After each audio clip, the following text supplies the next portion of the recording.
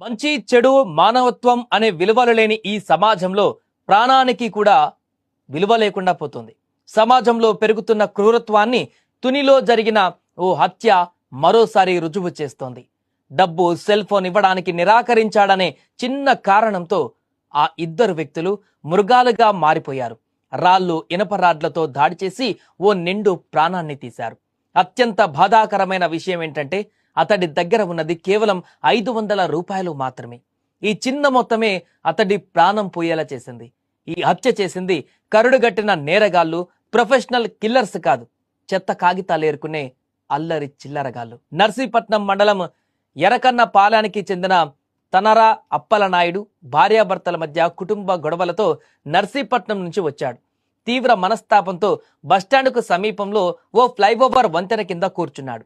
అక్కడే గొల్లప్రోలు మండలం కొడవలికి చెందిన బొడ్డు సురేష్, పాయకరావుపేటకు చెందిన తర్రా ప్రసాద్ అనే ఇద్దరు వ్యక్తులు అప్పలనాయుడిని గమనించారు. అతని వద్ద సెల్ ఫోన్, జేబులో డబ్బులు ఉండడాన్ని చూసి వాటి కోసం గొడవ పడ్డారు. అప్పలనాయుడు ఎదురు తిరగడంతో సమీపంలో ఉన్న రాయి, ఇనప రాడ్డుతో నిందితులు కలిసి దాడి చేశారు. ఇష్టానుసారం కొట్టిన తర్వాత రాడ్డును తుప్పల్లోకి విసిరేసి సెల్ ఫోన్, నగదును తీసుకుని అక్కడి నుంచి వెళ్ళిపోయారు.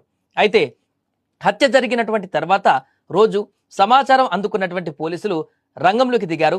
సమీపంలో ఉన్నటువంటి సీసీ కెమెరాల ఫుటేజ్ ఆధారంగా సంఘటనా స్థలంలో దొరికిన ఆధారాలతో పోలీసులు కేసు దర్యాప్తు చేసి వారం రోజుల్లో ఛేదించారు.